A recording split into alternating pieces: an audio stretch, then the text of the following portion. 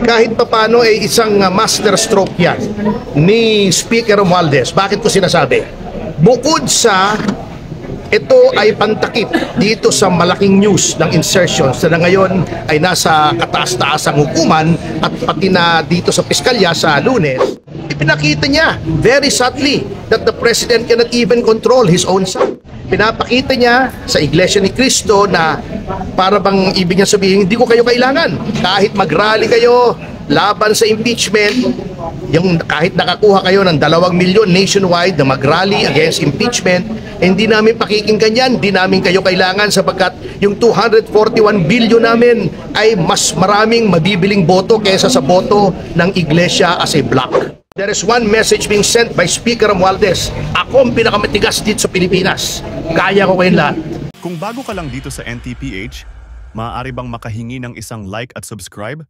At huwag kalimutan pindutin ang notification bell para ma-notify kapag may ganito tayong upload. Salamat kabayan!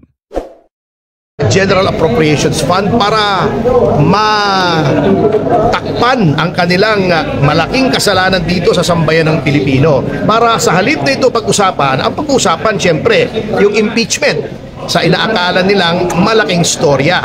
At alam niyo ba, ang tingin ko dyan, kahit papano ay isang master stroke yan ni Speaker Romualdez. Bakit ko sinasabi? Bukod sa ito ay pantakip dito sa malaking news ng insertions na ngayon ay nasa kataas-taasang hukuman at pati na dito sa piskalya sa Lunes, isang purpose yan. Number 2, pinapakita dyan ni Speaker Romualdez na the President is not in control. He is the one in control. Bakit? Sapagkat publicly sinabi na ni Pangulo ayaw niya ng impeachment. Sa kabila ng sinabing yun ng Pangulo ay isinulong pa rin niya ang impeachment. Not only that, by making Congressman Sandro Marcos the lead or the point man sa pagsulong ng impeachment, ipinakita niya very subtly that the President cannot even control his own son. Diba? Number 3, pinapakita niya sa Iglesia ni Cristo na para bang ibig niya sabihin, hindi ko kayo kailangan. Kahit mag-rally kayo laban sa impeachment, yung kahit nakakuha kayo ng 2 milyon nationwide na mag-rally against impeachment, hindi namin pakikinggan yan, hindi namin kayo kailangan sapagkat yung 241 billion namin ay mas maraming mabibiling boto kaysa sa boto ng Iglesia as a block. Yan po ang mga mensaheng isinusulong ng impeachment na yan eh. At number 4, dry run po ito.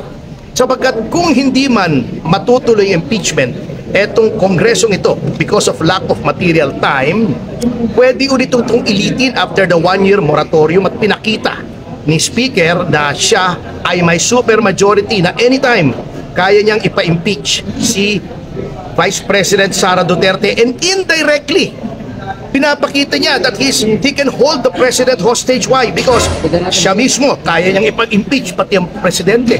So, by doing this impeachment right now, there is one message being sent by Speaker Romualdez. Ako ang pinakamatigas dito sa Pilipinas. Kaya ko kayong lahat. Salamat. Sir, kasama po ba kayo sa legal counsel ni Vice President Sara sa impeachment? Hindi po. Yan naman hindi tayo pwedeng magpresenta eh. That is unethical. Kailangan lumapit siya sa akin.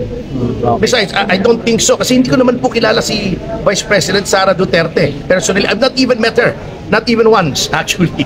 Attorney, ano po masasabi nyo sa mga congressman na pumirma sa impeachment ni Bibi tapos ang nilarason wala po silang choice kundi pirmahan gawa ng i-hold ang kanilang budget for mawawalan silang budget? That is a matter between them and their own respective consciences.